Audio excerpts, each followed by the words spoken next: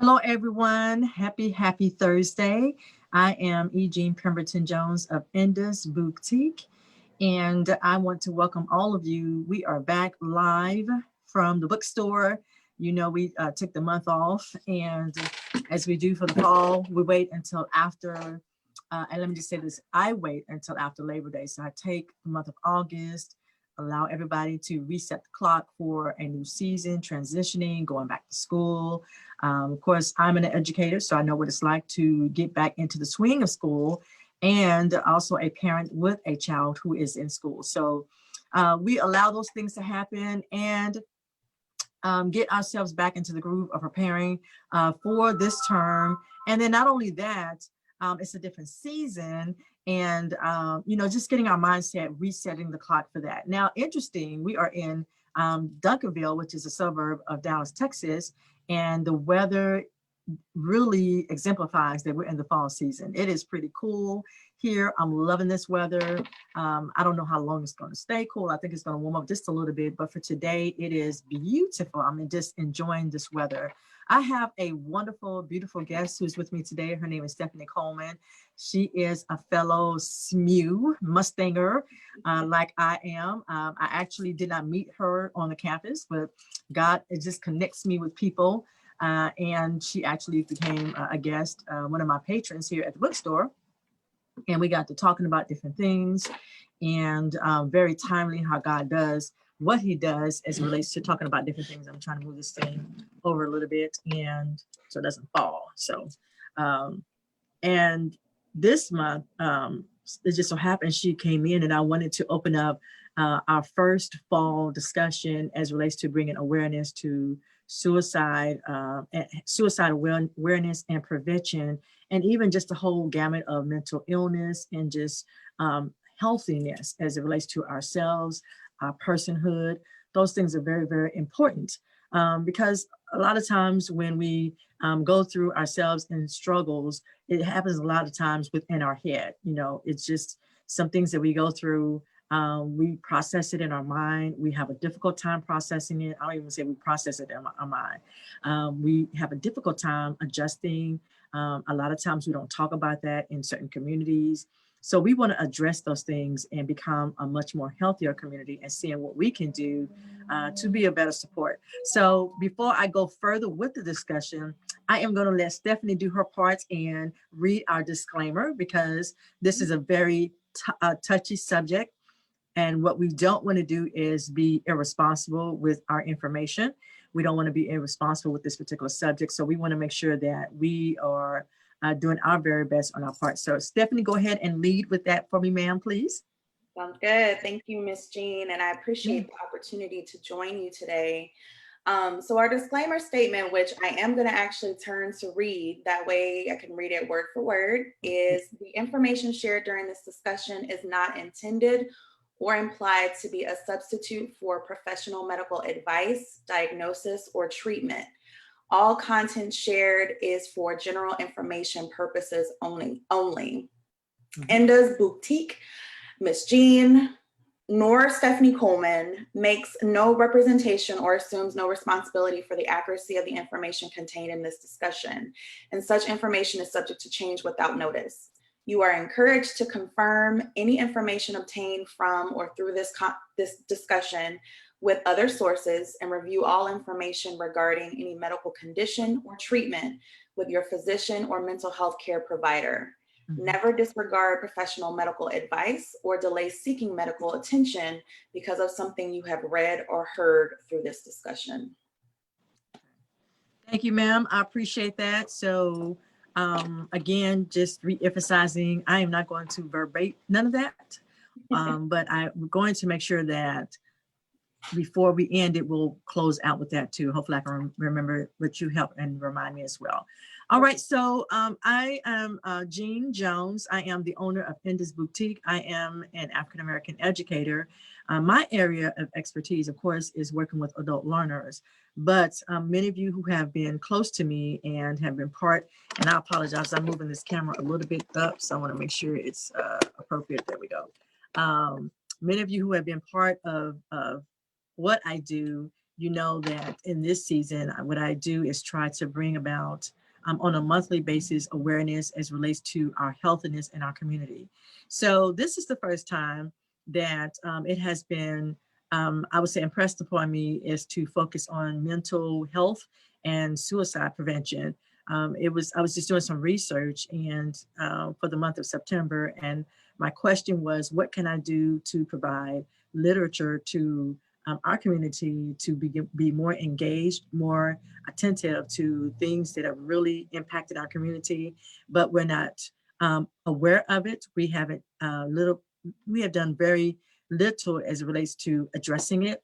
And when I saw that it was suicide awareness, I wanted to really bring that up is because recently we've seen some things happen in our community between African Americans and police as it relates to those with mental illnesses and those types of disabilities. And so, of course, recently in Rochester, New York, we saw that a young man, a grown man, let me say that, was smothered to death, by police officers. He had a mental illness and he was acting in a manner that was of concern. And so instead of dealing with him in a different type of way, police officers felt the need to put something over his head and they basically suffocated him. So I saw in the news recently something similar happened to a young, I think it was a 12 or 13-year-old boy who parents called the police for some help because he was autism and he was acting very strange. And the police officer shot him. And so, he was a Caucasian boy. We, I think our nation has become so angry and responding to things that we are, we don't know what to do. We don't know how to handle things. And so there is such a cry for peace, a cry for common sense, but we're crying that in the midst of a storm of rage and just those types of things. So Yeah. Stephanie's here to help me to bring about that type of peace. I look for that too sometimes in my own world. I'm like, oh my God, it's such a whirlwind. And because of the whirlwind, we get caught up in the whirlwind. We become the very culture that we find ourselves in. And I'm finding myself recently having to reset the clock and say, I need some peace. I need some tranquility. I need to get back to me and the Lord. I need to get back to me and, I'm beginning to act out. I'm beginning to adapt some of these anger things. We got COVID-19, we got all these things, and it's becoming mental. Yeah, I was gonna say, I think that, what you're saying is true, that Yeah. all of us can be impacted by, Right. what's happening in the world, what's happening Hmm. around us, and then what's also just happening with us personally. So I Right. think it's Right.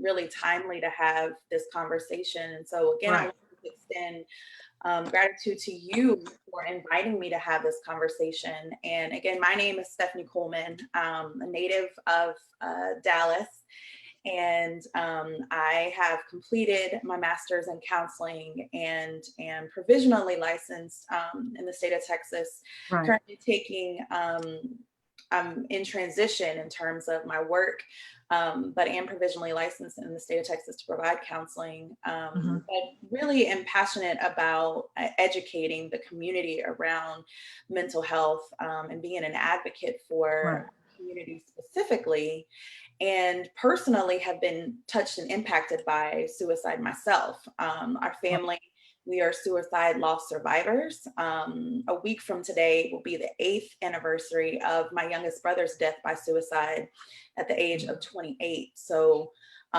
we have walked this journey ourselves. And so I think it's incredibly important for me personally to speak more and more in the community, because I do think that education is important.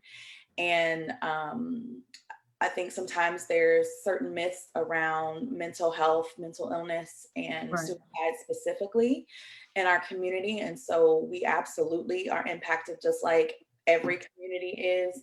Right. To the point that you made earlier, I would say that we are probably most vulnerable given a lot of the situation that's happening right now. We know that our community is disproportionately impacted by COVID, whether that's having been impacted personally by health, because a large number of our community work essential jobs, so they're at higher risk of being Right. exposed or have Right. experienced a loss.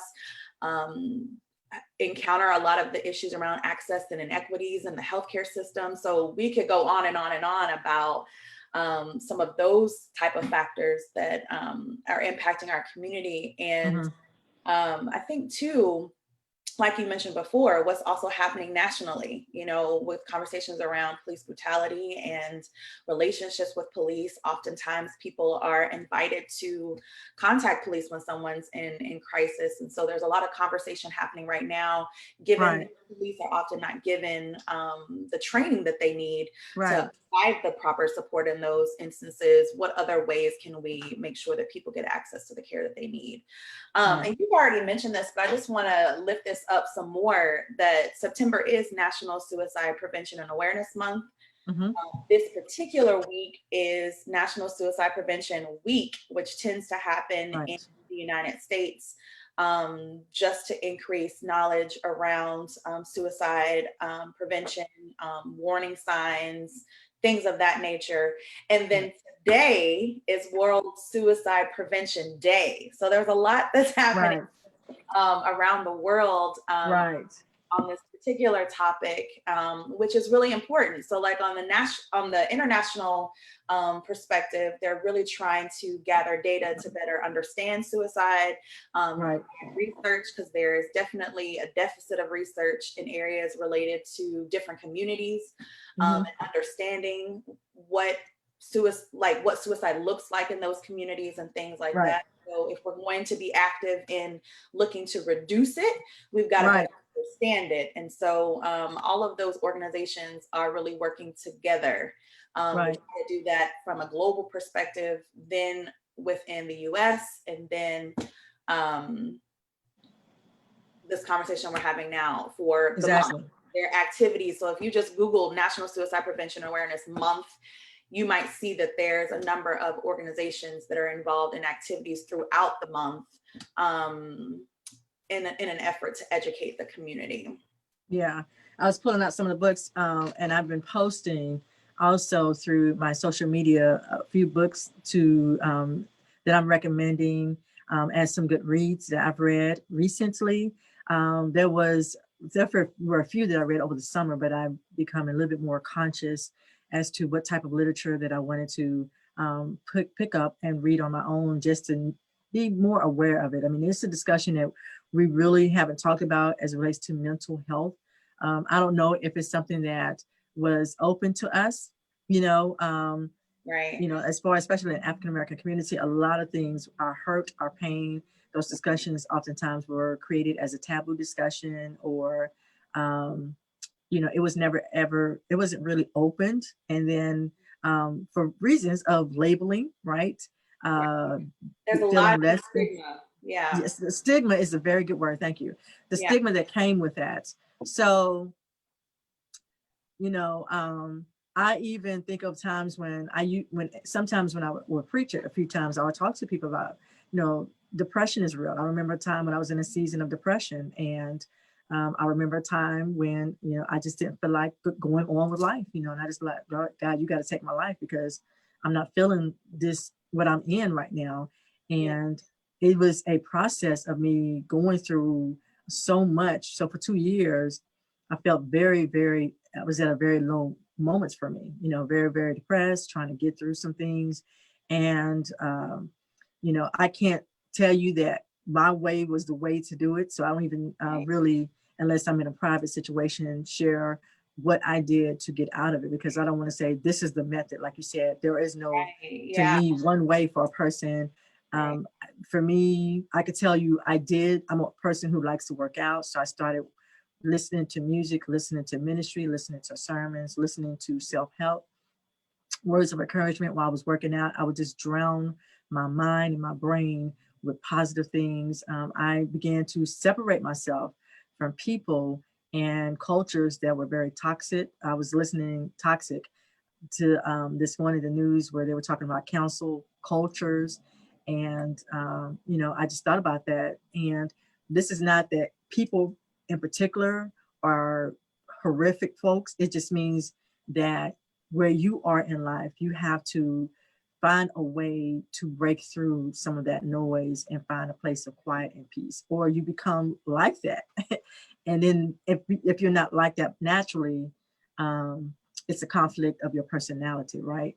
And so if you're trying to make yourself better, you got to get away from what's not making you better, For sure. and Yeah, you definitely have to make yeah, decisions have some real about discussions about that. relationships and environments and Right. things of that nature, to tend to our health. Like Yeah. you said, all of us, I think, at any given time could be vulnerable, Right. in our journey. And so I think it's important that we normalize that Yes. mental health is something that all of us have, mental wellness. You Right. hear people throw out those different terms. I think health is on a spectrum. So Hmm. if we're engaging in the things that support us being able to be ourselves, our complete and authentic selves, and be able to be productive in our lives, then that's going to look different based off of who we are, based off of what our Right. values are, based off of Right. what we have access to, and things like Right. that. Yeah. And then, as we go along the spectrum, that could mean mental illness. And, there's a number Yeah. of health conditions that might include. So it is important to Yeah. take care of ourselves and normalize that it's okay not Yes. to be okay. Yes. And given the state of the world that we're in right now, most of us, if not everybody, is being impacted on some level. Exactly. Because Yeah. again, we're all living through collective traumas right now. We're living Right. through a global health crisis. I've never lived through anything like this before that Me has either. really Pandemic. upended all of our lives, right? Yeah. People's jobs are being impacted. People are experiencing loss of income, and If concern. you're a mother or father, your child is being Yes, impacted. So not only are you having to balance your situation, you want to mhm, make sure that you don't isolate them mhm, by not considering where they are. That's the key thing. yeah, I had a chance to talk to a couple of parents recently, and what I've shared is it's important to allow them to be able to speak out and let you know where they are with this, and not yeah, put them in a bubble, because they're not in a bubble. They see everything, they hear everything, yes, and whatever you can do, you don't want to bubble them in a sense where because they can feel the culture. So try to create a home or an environment that's very, very positive. And you got to see if if you're the one creating the negativity. I used to do this all the time, and I just started doing it this year because 2020 has just been crazy, just all over the place. It's just writing positive scriptures and everything around my house, just the word of God, this. Someone bought me a happy calendar. I didn't even know that existed. hmm, And so, just to put positive affirmations, positive discussions. But I want to say this, sometimes suicide is just not about what the positive environment is on the outside. It can be an illness that requires professional support, So I do not want to say, okay, you're going through this, all you have to do is X, Y, and Z, and this wipes right, out the situation. yeah, because That's it's not necessarily true. complicated. Yeah, Yeah, it's it could be complicated, drug related. It could be, complex. you could Yeah, be, if you're on drugs, those things can impact down the road. If you drink a lot, those things begin to impact, or it could be some kind of chemical, physical, mhm, uh, within yourself. If you're sick, sometimes being sick and you don't even know you're sick, right? And mhm. your personality changes. Things you're not well and you don't know it, but it's beginning to impact your Yeah, emotions or and your you could have mentality. something happen just like with, Yes, physical illness. I mean, we yes, know that traumatic brain injury is, dramatic. Yes, um, a potential risk factor for people right, vulnerable to suicide. So there's just a number of factors that are at play. I know that right. it's one of those topics where people often ask the question why. And my goodness, I know myself and my family have repeatedly asked that question and trying to understand it Yes, and sense of it. And it's, I think, natural to want to say it's this one thing. You want to be able Right. to pinpoint and say, this is Right. what it is. Unfortunately, based off of what we know from the research and the literature that's available to us about suicide, it doesn't work that way. And I can tell you also from my own personal experience in my life, and as well as, you know, in professional experience, it's not that cut and dry and whatnot. So Right. there's a lot to understand in that. But I think for framing the conversation, a couple of definitions might be helpful. So Yes, let's talk about what suicide is, exactly. as well as suicide attempts. Because sometimes we Mhm. use, and I'll say this too, I think part of what will reduce stigma and invite conversation in general, but also in our community, is if Mhm. we are mindful of language, because language is very important. So Right. suicide itself is defined as the act of taking one's life. The Center for Disease Controls, or the CDC, defines suicide as a death caused by injuring oneself with the intent to die. And, you know, the data says that suicide is a growing health crisis. Mhm. It is the 10th leading cause of death in the United States. It's actually the second leading cause of death for people aged 10 to 34. Every Okay. single time I say that, my heart hurts Yeah. that babies 10 years old are experiencing such distress that death is on their hearts. And Right. in 2018, 48,344 Americans died by suicide. Mm. In 2018, there were an estimated 1.4 million suicide attempts. And in 2018, men died by suicide almost 4 times more often Yeah. than women. Right. Um, Let me say this. yeah. As a mother of boys, when I did my research and I saw that, that was a quick alarm for me to Mhm. say, oh my goodness, Yeah. that men are much more affected by it. Now, I also saw additional research stating that um, the method creates is part of that difference, whereas women typically take pills, and oftentimes if they take pills, their attempt wasn't as successful, whereas men are more aggressive in using weapons, a gun or something, when they're attempting suicide. So because There's I wanted to definitely know. differences there in terms Yes. of generally, and I think some of this might be cultural and things like that too, where Right. women tend to, and this is not to generalize, but women tend to internalize, whereas men are generally externalizers. Right. So their level of risk-taking behavior Mhm. is definitely different. Yes. I also just want to lift up something you just said that is tied back to the importance of language. Um, Attempts or deaths are never successful. Right. They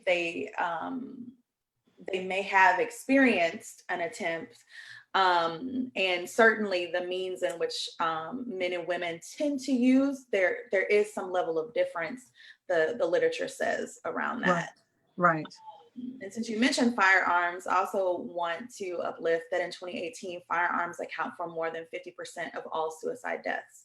Mhm. So there's a lot of conversation in the suicide prevention community about how can we help provide more education around if someone is in crisis, how do Uh-huh. we offer that type of support, since there are people, more than half of those deaths, they are using some form of lethal means, such as a firearm.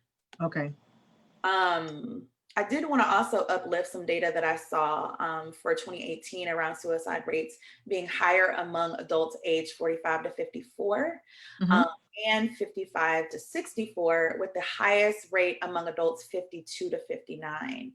Um, Right. so just again, going back to that idea that suicide impacts us across the lifespan, there's a number of factors that might play into why that's the case, depending Mhm. on the different types of stressors and Mhm. circumstances and individual needs and things of that nature. So Right. those are things for us to be aware of, again, to just continue to bring our attention to the importance of the conversation. Exactly. And I also wanted to mention something that I thought was very interesting. So, in addition to looking at just kind of data across the United States, the data in Texas was actually also concerning for me. So, Right. reinforcing the importance of having these conversations. In Texas, on average, one person died by suicide every 2 hours. And this is I data saw for that. 2020. And so, again, that just really, I think, Right.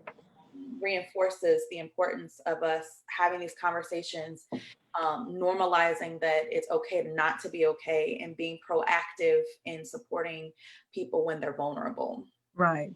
Numbers are very, very high here in Texas, and I noticed that as well.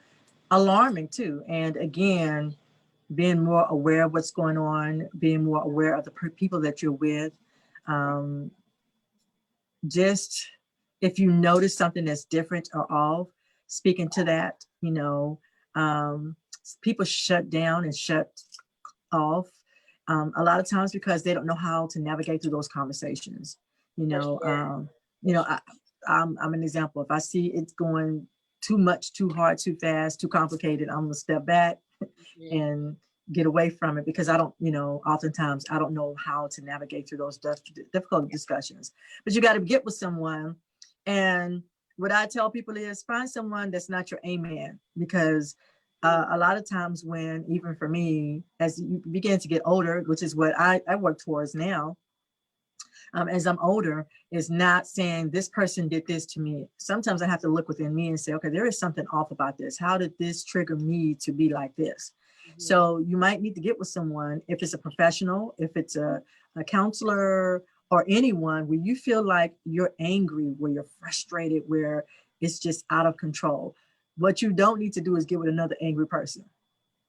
That doesn't work well, because then that you guys are going to feed off of each other, and hurt people, right? So if you get with another hurt person, it becomes a whole nother level of hurt that's going on, and then uh, you begin to be deceived on how you should handle it, because instead of them giving you wise counsel, they're amen and doing an amen to those type of negative vibes, right? So if you feel where your life is out of control, spinning out of control, if you feel like you're always angry, if you feel like you always have to use profanity, what you don't need to do is get with somebody who's using profanity.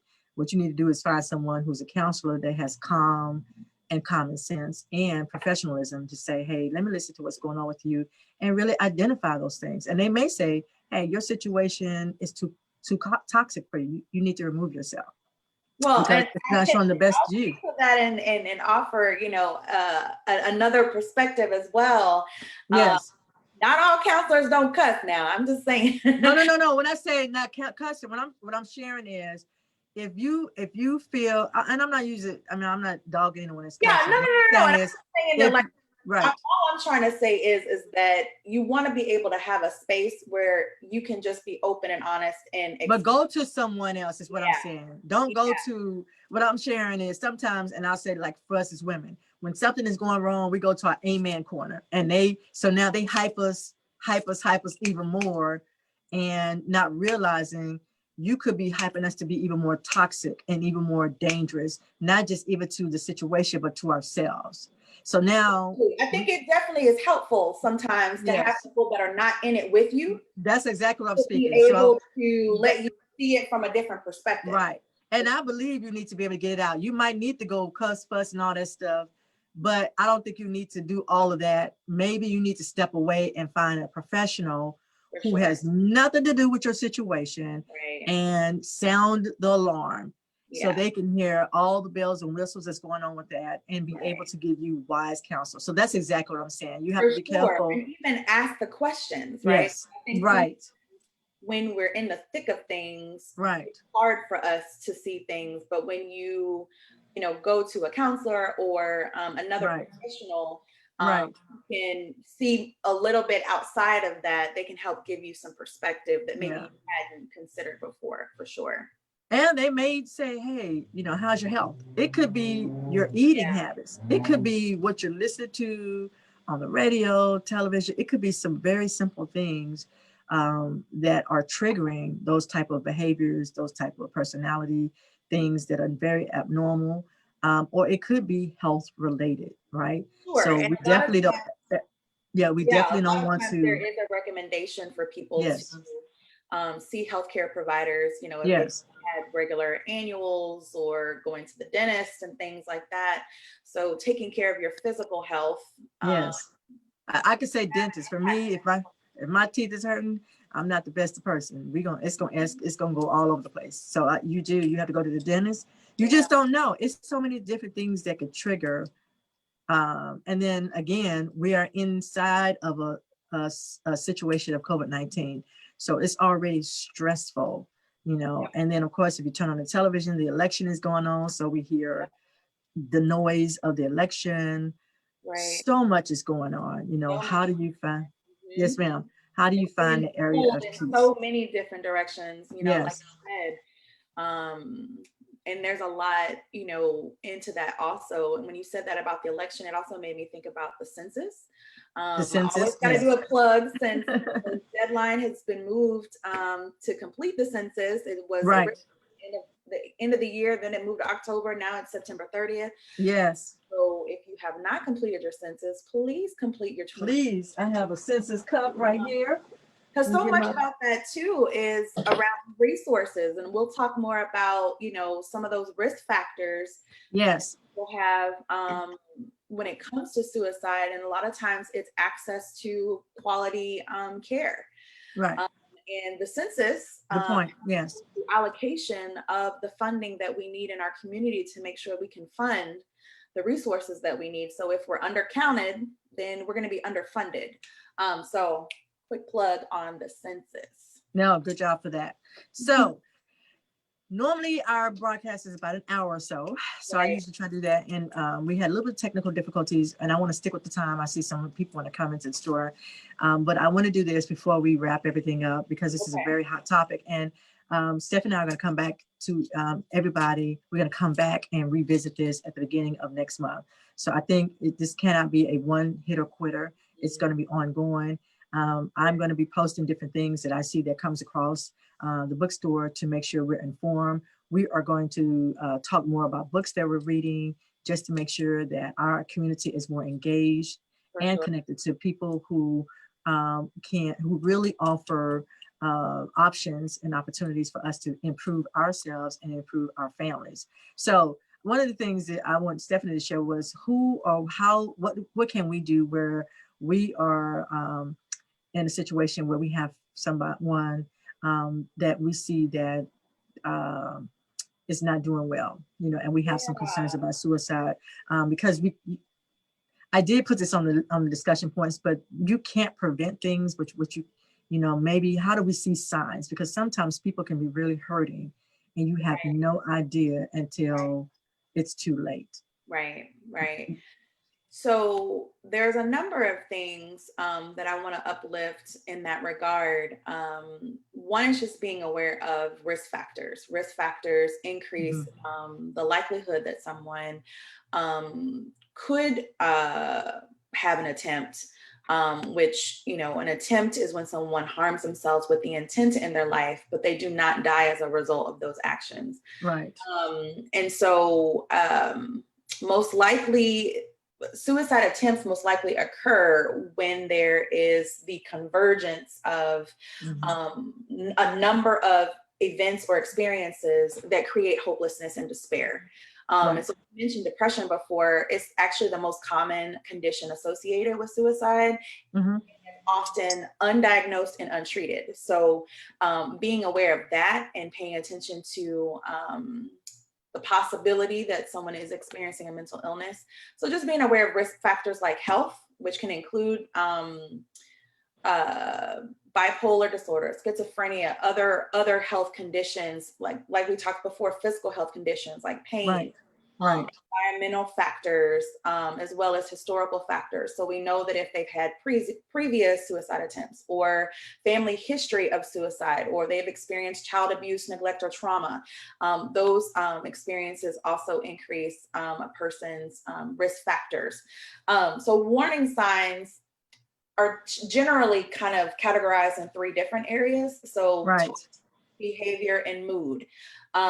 So talk might be things like people saying, I'm going to kill myself, or I'm Yeah.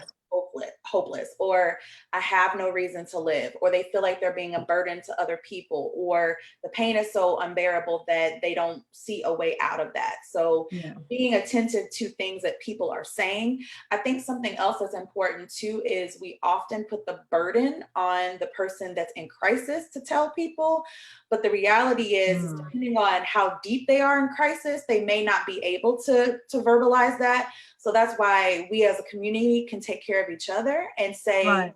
I noticed that there are things different about you, or when you said that, it made me wonder, are you thinking about wanting to kill yourself? And Right. have to be very direct in saying that. I know one of the myths that's usually out there is if you bring up suicide, someone's going to do it. The reality is that if somebody's already thinking about it, then you bringing it up is not going to Right.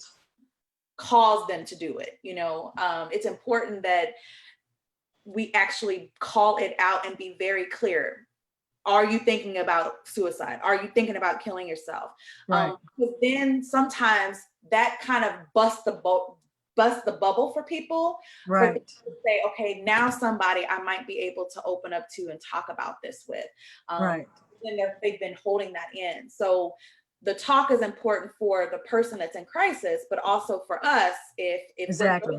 someone in crisis, to have that conversation.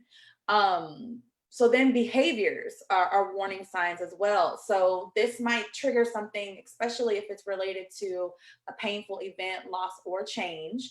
So that could be increased use of alcohol or drugs, like you mentioned before. Right. Then doing research on ways that they might end their lives, such as searching online for different methods and things like that. Withdrawing from activities that they normally enjoy, withdrawing Right. from people that they tend to spend time with. So isolating yourself from friends and family, sleeping too much, sleeping too little, eating too much, eating too little. So any type of behavior change where you notice it's something drastically different or new for the person, that could be an indication that something's gone on there. Other things like visiting or calling people to say goodbye, giving away Right. prized possessions, as well as aggression or fatigue that's not typical for that person. Right.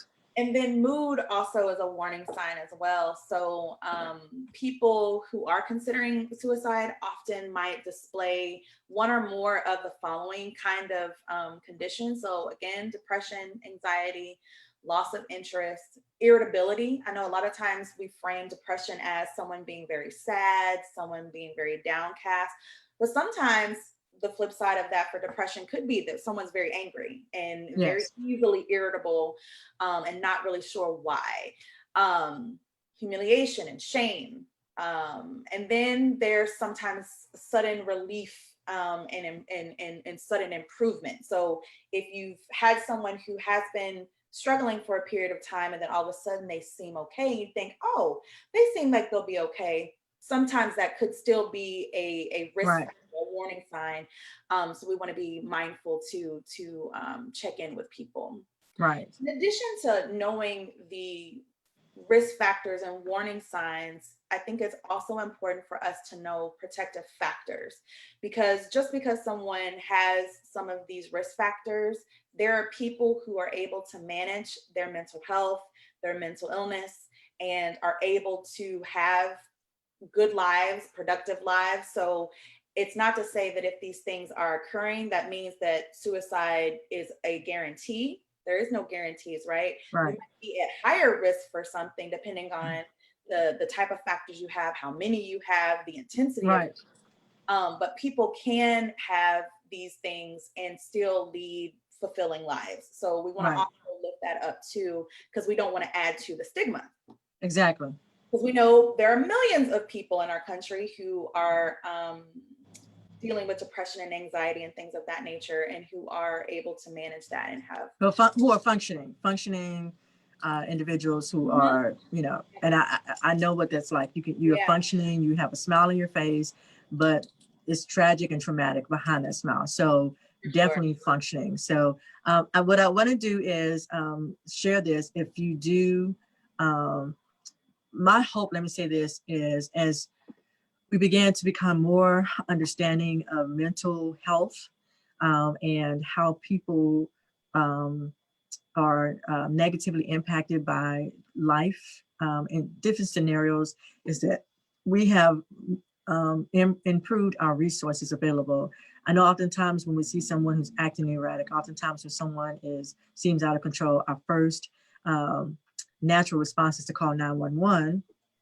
And unfortunately, that means that we're bringing police on the scene who have not been trained to deal with mental health and mental issues. And of course, they're human beings too. So, right. So if someone is angry to them, depending on who that person is, and if their mental capacity, they'll respond with more aggression. So aggression gives breath to more aggression, and there's no one saying stop. And I want to lift up too, to the point that you're making, you know, police officers are experiencing some level of trauma in their work. Yes, so they are. That, you know, if you already are coming into that work with trauma that's been unaddressed, that's healed, then the work you're doing is traumatic because of the things that you see and experience in that work. Of course, that's going to mean that you're being impacted, and you have an impact when you're going into situations. So I think that's absolutely true. And they're human beings. They're human beings. They're human just like anybody else, right? Like and anyone else. Extremely stressful situations. Right. So to the point that you're making, I think that there are definitely becoming a lot more ways that people are looking to create alternatives to police. I think that if a person is in immediate danger, so it's not just them saying, I'm having thoughts of wanting to take my life, I actually have a plan, this is how I'm going to do it, they are in immediate danger, then if you're able to take them to an emergency room, do that. If you're not, then you may have to call the police. I think it's important for people to know that when someone's in immediate danger, then we do need to take steps. Hopefully there are alternatives like taking them to the emergency room as opposed to calling the police. But I know that there are various communities working on what are alternatives. We used to have a mobile crisis team. I'm not sure if they're still in operation right now. But they would actually be a telephone number that people could call, and they would actually come to wherever the person was located to do an on-site assessment and all of those kinds of things, and help facilitate their transfer to the hospital. So there have been some of those types of things. But I think that if you're talking with someone who just says, I'm thinking about wanting to take my life, there are some kind of best practices around how to do that. So one, talking to them in private. That way they have an opportunity to be open and honest about what's going on. Listen to their story. I think that sometimes we worry about having all of the right words to say when really our presence, and we need to just listen. To be curious about what's been happening in a person's life. What are the things that they're feeling stressed and overwhelmed about? What's been going on? And so just giving people an opportunity to let some of that out, being able to be brave to say, look, I'm struggling right now, and here's what's going on in my life. Sometimes just being able to open that door and letting them let some of that out can be really helpful.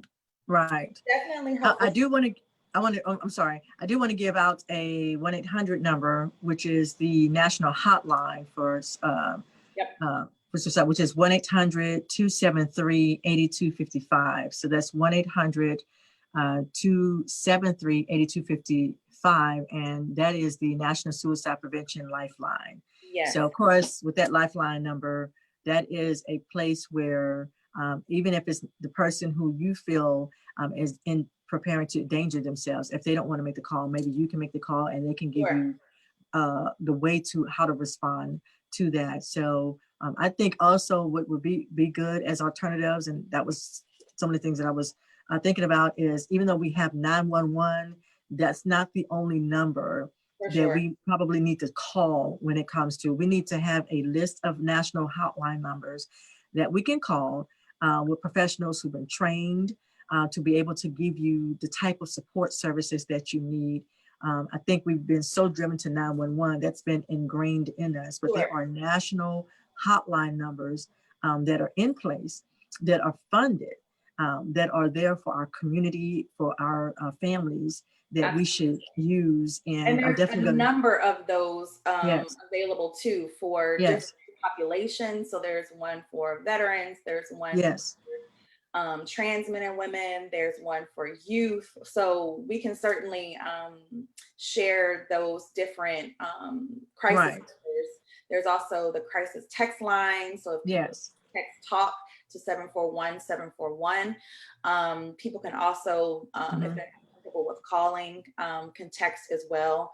And so I definitely think that those could be alternatives in those situations where people can get support in walking through supporting someone who's in crisis. And I yeah, want to also lift up what you said too. Sometimes people are afraid to use those resources, and so perhaps having someone call with you, um, yes, call with them, to be able to say, "I'm with my friend Jean. She right, has been, thinking about suicide, and so I just want to support her in getting help." So I think right, something that can be helpful for people too. exactly.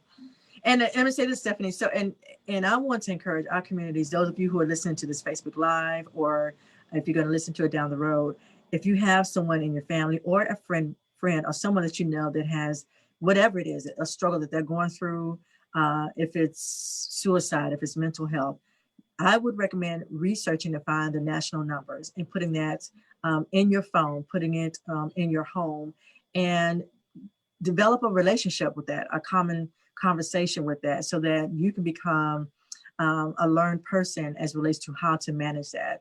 I think sometimes we wait to the last minute when it has escalated to a place where we feel like danger is there.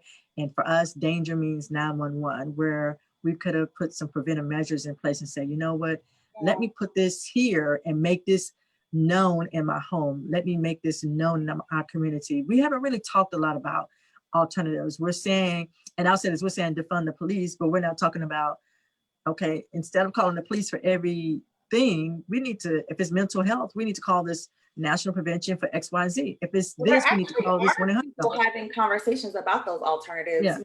Yeah. Now we're hearing it now, but it's Yeah, been, it was said at first, and then all of a sudden it was just 911 for everything, because we see that's not the route to take. We need to use these national hotline numbers.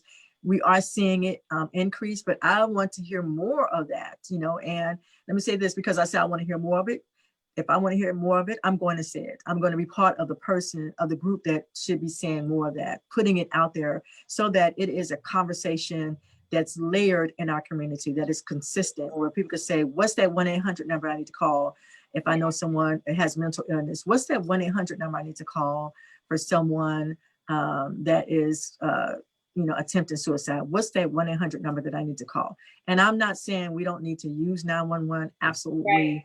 When a life is at stake, you absolutely need to do that. Absolutely. But I would say make sure you have that 1-800 number there, because that support system, these are people who are professionally trained for these specific areas, regardless of what it is. If it's mental health, if it's some type of illness or those types of things, get yourself connected to those resources that are out there in our community. For sure. And what you just uplifted also is basically called a care plan. Yes. And Thank you. so yeah, so just to I kind like of, that. you might hear it called a safety plan, but Yes. people use different language for it. Right. I think what you mentioned is what happens when we're in the midst of crisis. So I'm gonna throw a Mm-hmm. little like brain stuff out here for us. Our amygdala gets fired Right. up, right? That's where our emotions are. And so that actually causes our thinking brain, our prefrontal cortex, to actually go offline. So we have a hard time accessing thinking, rational thinking, Right. when that happens. And so it's important to do the things that you mentioned, like having numbers saved in our phone, being aware of, what type of services they provide, educating ourselves while there's not a crisis so that we can Right. prepared to act in the ways that we might need to in the midst of a crisis. Exactly. So care planning is definitely something that's important, and important for all of us to do, because at any given time, anyone around us could be in crisis. And so that way we're prepared to support them. A couple of other things that are recommended around how to support people who might be thinking about suicide is encouraging them to seek treatment or contact their doctor Yes. or therapist. Few things to avoid is debating the value of life, minimizing their Right. problems, giving it Right. space. A lot of times we think, when we say things like, well, but what about your kids, or what about your partner, or what about your family? Those conversations, although we intend them to be helpful, sometimes it can have the opposite effect on people, because if a person's already feeling like they're hopeless and in despair, they worry about being a burden to those individuals. And so, Right. so we want to avoid those kinds of statements because it doesn't appear to be helpful when someone's in crisis.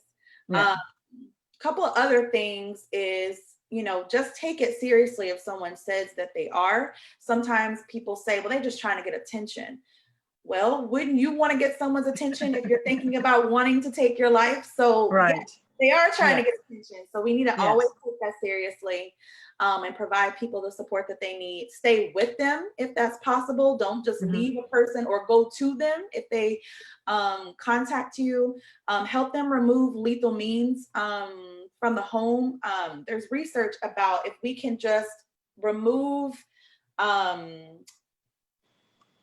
if we can just deal with the time between the thoughts and the action, if we can support people there, we can reduce the likelihood of an action being taken. And so removing those things, removing lethal means can reduce that, but also just getting that person from the thought to the action, that time in between that might reduce the risk there. Right.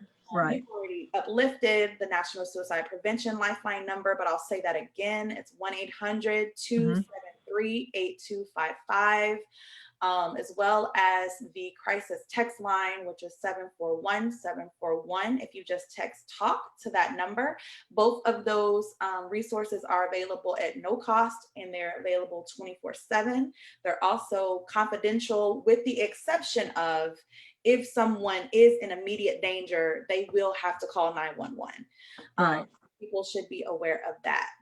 I also want to uplift a few other resources that could support people in just learning more about suicide prevention. The American Foundation for Suicide Prevention is one of the largest organizations in our country that funds research on suicide to better understand it and to provide training education. They also have local chapters in every state. So they may even have multiple in that state as well. So I'd highly encourage going to their website. They have tons of resources on there. They also have a very exhaustive resource list where people can get information about different mental illnesses, different organizations that are working with suicide prevention with young people, working with schools. So there's tons of information on their site. The Center for Disease Control, or the CDC, has information about the data that they collect around suicide.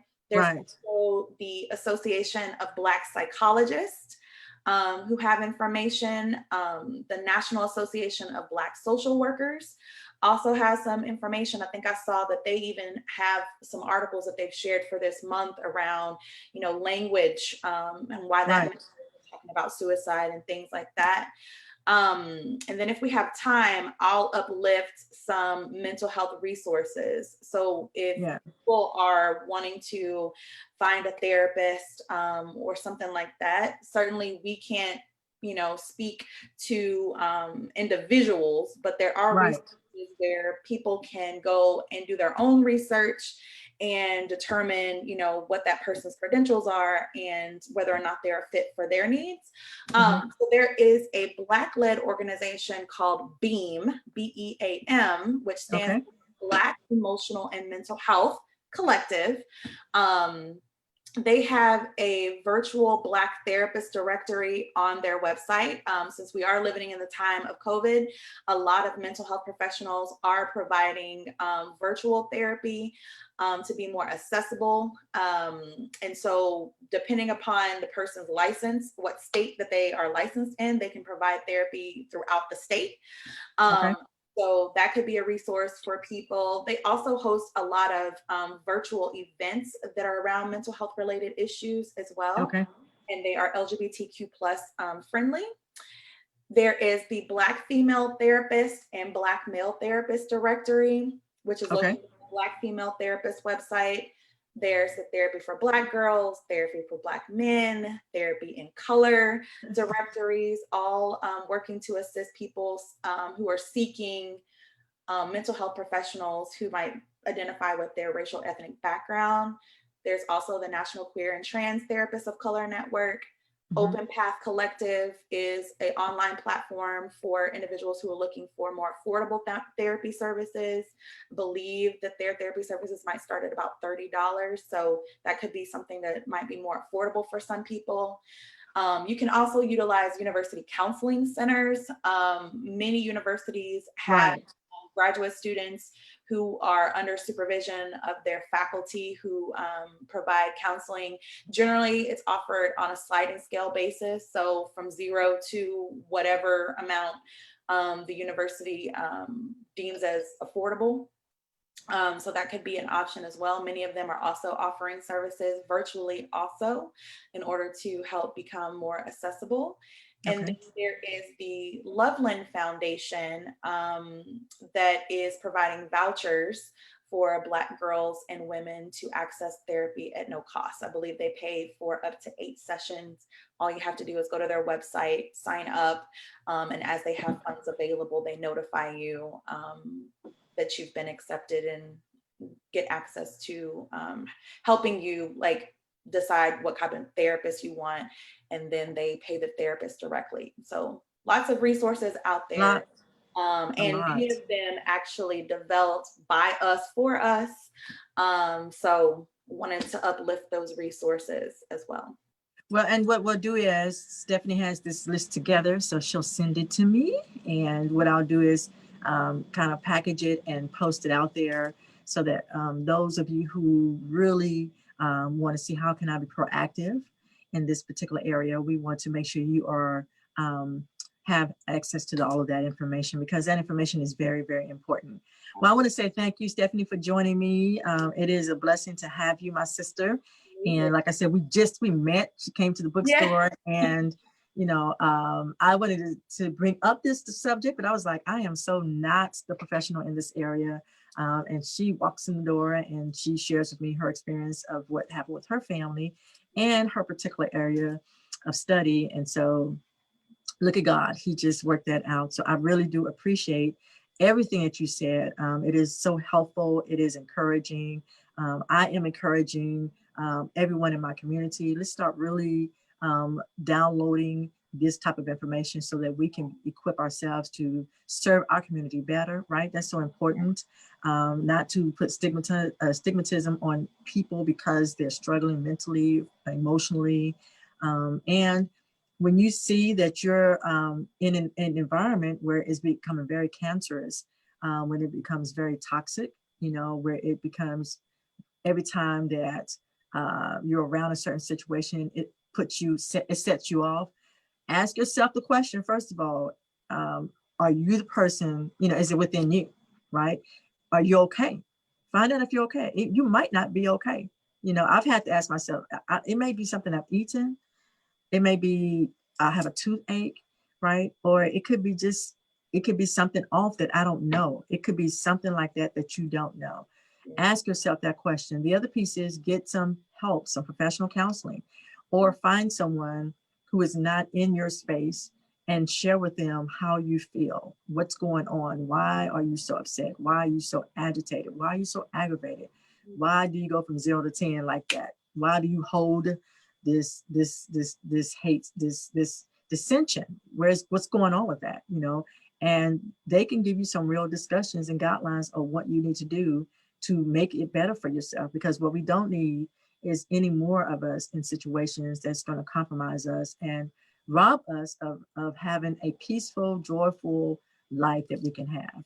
Okay. So it could be emotional, it could be mental, physical, psychological, spiritual, so many different things. It's different for each person, right? All of those things are interconnected too. So They that's really are. really good Yes. to And take that that time balance. to assess, what's going on, because all of Yes. those areas are impacted for sure. Yeah. So my prayer is don't just stay in the negativity. That's what I'm saying. If you feel negative and every time you wake up is negative, or you got to, it's just negative next, find out what the problem is. And please don't say it's this situation, it's this person. It's something within you that needs to be worked out, because the world, let me just say, the world of COVID-19 is not going to change. So now we have to say, how do we manage COVID-19, right? The world of, we're dealing with elections, the census, those things are going to always happen, right? So now the question is, how do I regulate that and manage that? Is it medication? Is it counseling? Is it this? Is it that? What is it? And being real with that and being okay with that. And don't let other people make you feel like you're small potatoes because, you're needing an extra support and assistance so that you can have a balanced life. Do what you have to do to be balanced. That's so very important, you know. And if you have family members, children, when I say family members, if you have children, mothers and dads, figure out what needs to be done for yourself, as well as pay attention to your children, right? Pay attention to your children. Oftentimes they say they're okay, but they internalize a lot of things like we used to do when we were kids, because we felt like the adults really don't understand. So pay attention to your children, speak love into your space, speak love into your home, speak love into your life. And if you got to meditate, do what you got to do. I don't know, do what you have to do. So, but we're going to put that list together. Mm-hmm. And I want you guys to get some of these 1-800 numbers and find those alternative methods and support systems, so that when a crisis happens, you're not quick to do 911. You've already got a good platform and a good cushion in your world, so that the situation can truly be resolved without a traumatic or tragic situation. And can I add to that too? I would say, in Yes. addition to making the list, actually use it, so yes, use it. Call the 800 number to find out what it's like when somebody calls, and Yes. ask them questions if you want to know more about what the experience might look like calling when somebody is in crisis. Yes. Sometimes people will use those 800 numbers because they simply need somebody to talk to. They may be in crisis. And so I think the more that we use those tools and understand how they work might also build our confidence in using them when we might need to. That's a very good point. I think instead of waiting until we have to use it, that's a good point. Maybe you call in and say, hey, explain to me what kind of services do you have? If I need to use this, what can I know I will get out of it? How can this be a benefit to me? So I agree with you. Sometimes you just have to, in advance, check it out and see what's going on. And they all have websites as well, but talking to people, yeah, they have websites that they can share with you, but talking to people is equally, it's important. And even for you, maybe you have a family member that's struggling with this, but maybe you just need to call and talk to that 1-800 number, somebody on that line, so they can give you some type of comfort and assurance of how you can manage it, as well within your situation in your space. So good information. Thank you, everyone. I did type in the comments for those of you who are on Facebook, the BEAM, I put that in there, Black Emotional and Mental Health. No, it's Black Emotional and Mental, yes. And Black Emotional and Mental Health. Mm-hmm. Mental health, very good. And then a national hotline for suicide prevention phone number is 1-800-273-8255. So if you're with us on Facebook, or if you're looking at this down the road, that I did put it in comments. I'm going to put this on YouTube as well. So again, we got Stephanie Coleman, who is with us, and we're going to come back in about 3 weeks and share with some of the books that we've been reading. I've been posting them as well, but we're going to give our thoughts on some of the material that's been given to us. Not a critique, but more or less some of the relevancy that's in the books that we've come together and are collecting to help you all to read more about mental awareness and mental health and suicide prevention so that we can be a better support to our community and to ourselves. All right, everyone, thank you so much. For more information about all that we're doing at the bookstore, you can go to our website, which is www.endasbooktique.com. And that will connect you to all of the things that we're doing here at the bookstore. We've got a lot going on. Welcome to fall. Welcome to this beautiful season. It's going to be all right. We are going to survive this 2020. 2020 has been a beast, and it's still a beast. Yes. But we're going to be okay. We're going to survive. We're going to come together. It's not having a kumbaya moment. It's about having a real moment where we can truly find love, joy, peace, and happiness. As we get being village with being a village, yes. Yeah. Being a real village that is truly supporting each other. All right, everybody, take care. Enjoy the rest of your week. I look forward to seeing you guys come see me at the bookstore. Thank you so much, Ms. Jean, for this conversation. I appreciate you inviting me and being part of it. Well, thank you much. I appreciate you as well. All right, hold tight. All right.